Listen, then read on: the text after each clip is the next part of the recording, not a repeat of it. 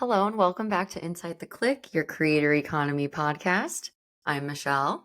I'm Monica. And today, how should we break down what we're talking about today? We're trying to Talking about dispel influencer scams. we're trying to dispel some at times negative perception in the industry when it comes to like the validity and how ethical what people are promoting is. And we also talk about how you can actually learn from it and do it in a genuine way, but then also make sure that you stay on that genuine path. Yeah. And how to spot a not so credible source. Yes. This will help you do that.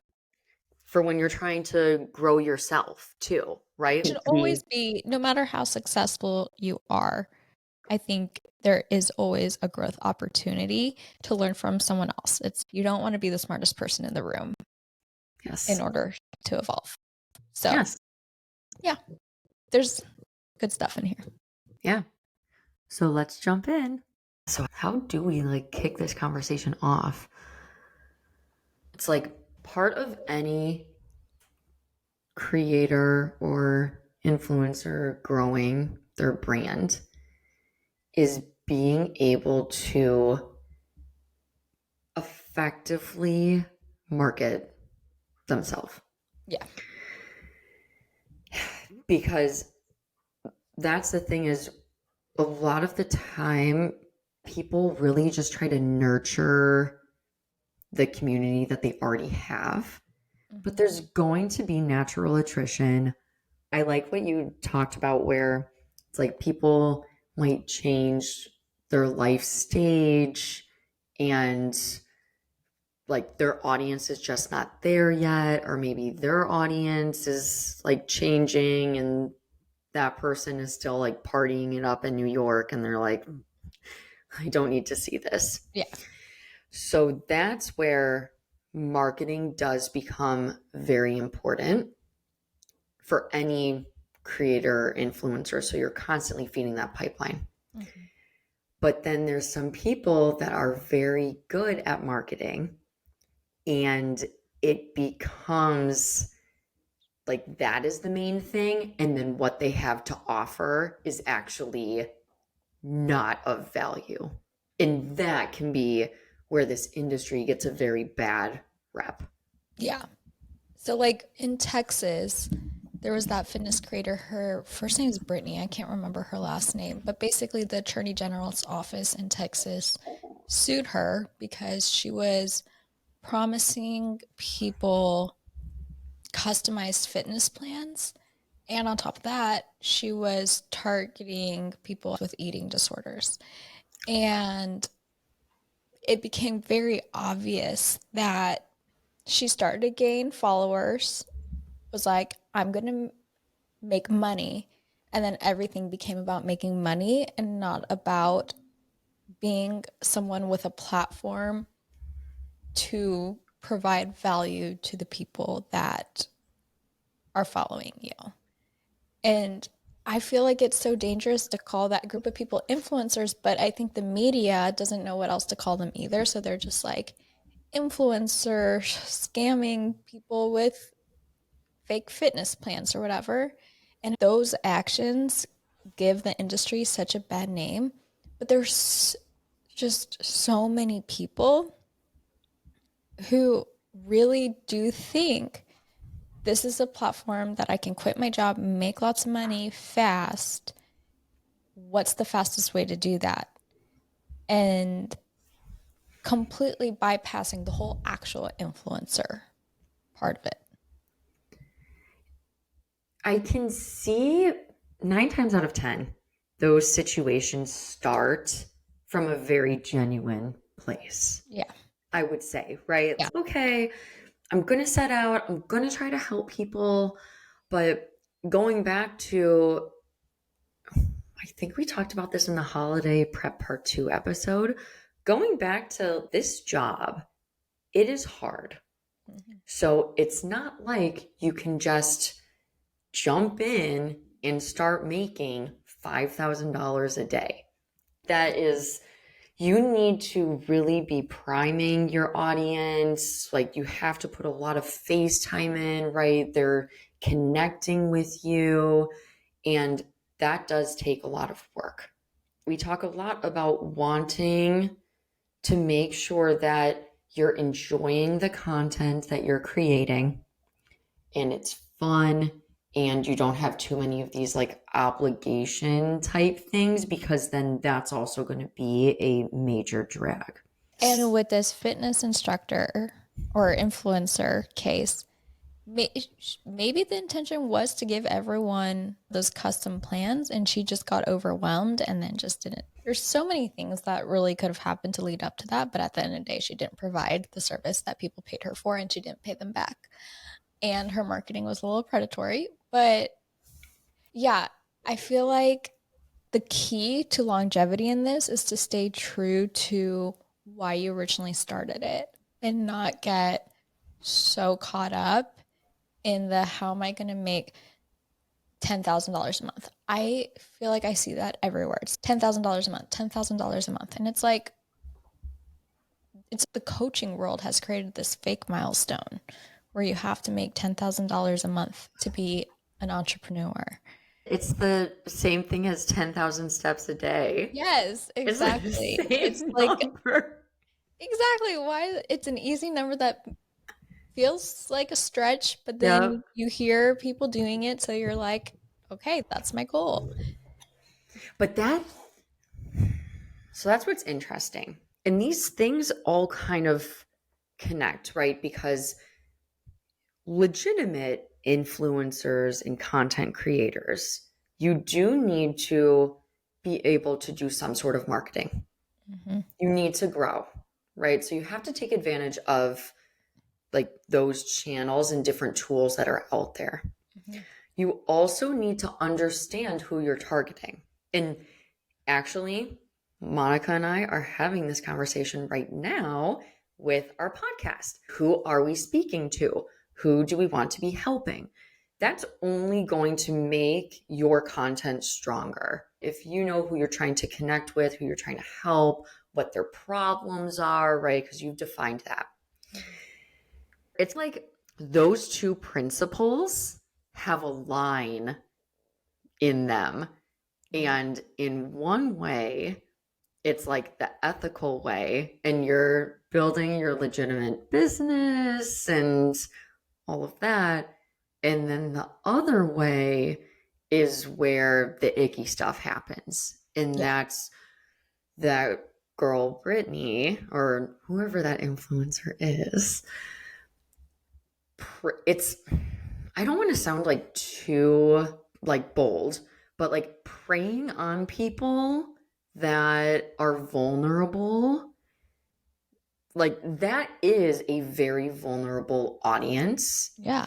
And actually, I see a lot of MLMs doing the same thing, Yep. right? Like where it's the supplements and it's, oh, I feel amazing. And then they're targeting people that experience different things, like recovering addicts. Hmm. And yes, like people always want to be like feeling better, especially if you have gone through that. But you're targeting them with things that you either know you're not providing or are not genuinely working, or in some cases, you're choosing to be ignorant if Yeah. you don't know.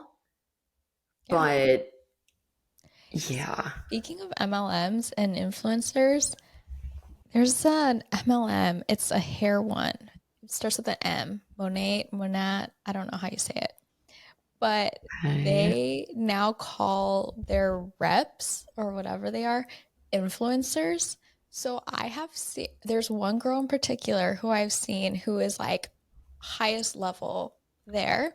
She calls herself an influencer and she has courses on how to become an influencer. And the course is basically how to become part of her MLM team. And I'm like, Oh my gosh, this like absolutely drives me insane because it's taking someone who maybe generally wants to be like a travel blogger and then Right. basically being like, the only way you are going to achieve your dream is by joining this MLM and paying $200 to buy whatever and then sell it to your friends and family who are going to be like, you're really annoying. I guess, is it people just think having social media followers equals influencer? I guess so.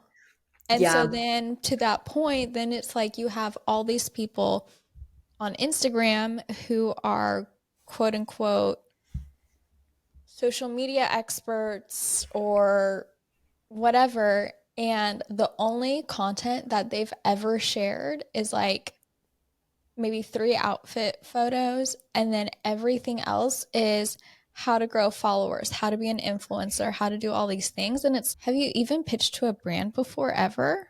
Because they'll say, I make $5,000 a month. And it's like, they've only ever sold a course on how to be an influencer. And it's like, you're bringing people in and you're skipping so many steps because you have a social following that you've been able to grow does not mean it doesn't. I don't want to say it doesn't mean anything, but it doesn't mean what it does to the people that you're trying to get to buy from you. It's the emotional, of course, everyone wants to set off, and within your first 2 weeks, you're making like $5,000, Yeah, sign right? me up. Great. Even though that is very not genuine. And that's partially why those people do very well, is because everyone wants that. Mm-hmm. So if you think about legitimate influencers and content creators and people that are actually like doing this as a craft and like really trying to relate to people and show, here's how I use these things, all of Mm-hmm. that, you can still learn from that, because it's like Yeah. those like quote coaches that bring in, I think, a ton of money. Yeah. It's partially because they are marketing themselves in a way that is very emotionally appealing to people, right? Yep. Like, it's just give me $1,000 and then you're going to make 50 in your first 6 months. So it seems like nothing. Yeah. Now, you're obviously not going to be like, oh, buy this thing and it's going to make you money. You're like, you're not going to do that. But it it is something where you don't just want to be like, link, here's the product, link, here's the Yeah. product, right? You're taking your audience on a journey with you, and they're becoming emotionally invested. And yes, it takes a lot more lead up time than like just, oh, you can make $5,000, sign up. But it still is like keying on that emotional side of the brain, Yeah. and it's going to make you more successful. It just Yeah. takes a little bit. Yeah. And then this also isn't to say that like someone who is selling how to be an influencer, how to grow your social, it's not valid. Like I love when I see creators who are very established in the industry release something like that Yeah. because they have been through it. They have been through the whole journey. Their friends are all in this world. That's who I want to hear from when it comes to learning and growing and mentorship. There's one creator that I follow. Her name's Nitsan, but she created a membership called Mind Your Business. And she's That's been a creator. cute. Yeah. And she's been a creator for a decade. And she's, her content has always been like very, it's personable where you understand who she is, but it's also marketable to where she gets really good brand collabs and has had lines with brands and things like that. And she created this membership that's, I think, $20 a month, if that, very low price. And she gets on 2 calls a month. You can ask her literally anything. She brings in expert speakers from her world. So, like, people who are very established in the industry and beyond that in the business space. So you have that, and then you have people who woke up one day and are like, I think I can teach people how to get followers, and they're charging $2,000. Yeah. And it's, I don't know. I just get so frustrated because more people are seeing their stuff and buying that than $20 a month membership, who is so genuine in what she's doing and has done it. And that's why Right. she's able to do it well. But if you're starting from scratch in the industry, how would you know what to choose? I don't know. And a lot of those like super buzzy offerings, or I guess like the super buzzy marketing for the quote unquote offerings, Yeah. those are the things that do get clicks. Mhm. So this is where it's like the algorithm Yeah. can hurt things in that way because it's very appealing, right? Some of the messaging from that side. But I do think if you're at the point where you want to take it to the next level, it goes back to the planning thing. You have to always be planning. ABP, always be planning, where it's like, how are you going to be connecting with your audience? Mhm. And that is going to make them more likely to share your stuff with their friends, to even want to buy it because you're able to connect with them on a deeper level. Mhm. And then also that makes that makes me feel like so good that she's doing it. She's charging people like a very reasonable price.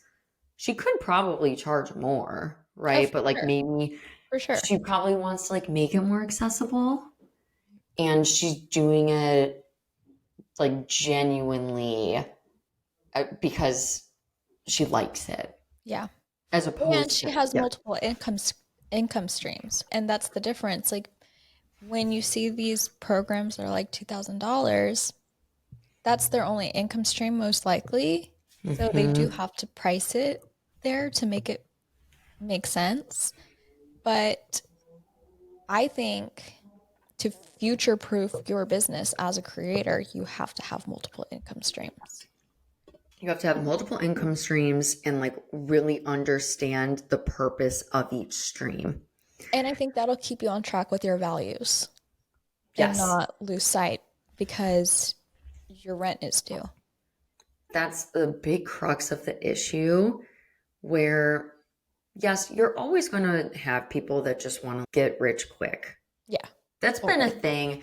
For This is since the how beginning of it's, time, there's it, like you go to Barnes and Noble and there's a million books from like yeah. the 60s on that. Yes. And it's going to evolve. This is how it is evolving. So there will always be that piece. But I think that if you can really identify, here's my engine that's running for me, whether it's like going into the LTK app and right, you have like your rediscoverable content, or even really making sure that you optimize your SEO on your blog. I forget, there's one influencer that I know um, has optimized her SEO for her blog for a really niche thing. And Mhm. it's one day in the year. She gets a ton of traffic, gets a ton of sales, and Yeah. she doesn't have to do anything for that. It's Yeah. because she's put the work in ahead of Yep. time. And that is something that is consistent. Yep. So once you have those types of things, then you can start to explore what can some other ways that I monetize be, and try things out and not be afraid or even so desperate that Yeah. you're like, this cannot fail. Because that's how you start to go off the path Hmm. and get into just that like questionable space. Yeah. I also don't want feel like someone might hear what I just said and be like, they should be able to charge like their value. Like, there's the whole thing about you could charge $10,000 if you wanted to. Oh, yeah. Know your And worth. yeah, I'm not saying that every single person who has a social media course should not, like, there are some that probably are worth $2,000 because maybe you get like really intense membership or whatever it is. But there are people who are literally just like slapping on like a 10-page ebook and making it $400. That's the space that I'm talking about, where it's like Yes. truly not an expert and they've only grown because they're saying they're an expert, but they're quote unquote like becoming that as they're promoting themselves. Not the Yes. people who have been in the industry, worked in advertising, and then branched out on their own. Like two different things here. And that's also so important, even for creators as they're trying to figure out new resources to use, because you also don't want to fall into that trap. Yes, you don't want to be the one that's like perpetuating that, but then you also don't want to fall into like essentially being conned in some ways, right? Where you're Yeah. taking your hard earned money and then you're not getting value that you need from it. Yep. So, doing your research, and we should link that creator that Yeah. with the membership, Yeah. because you'll be able to see by her page even, and it becomes very apparent when you look at the background of these people. Like, it's not just like they've been doing it for 6 months and then they're like, I'm gonna now sell you a course, I'm so successful. Exactly. I had a course on starting a blog, and I created that course 5.5 years into having a blog. I didn't make the course while starting a blog.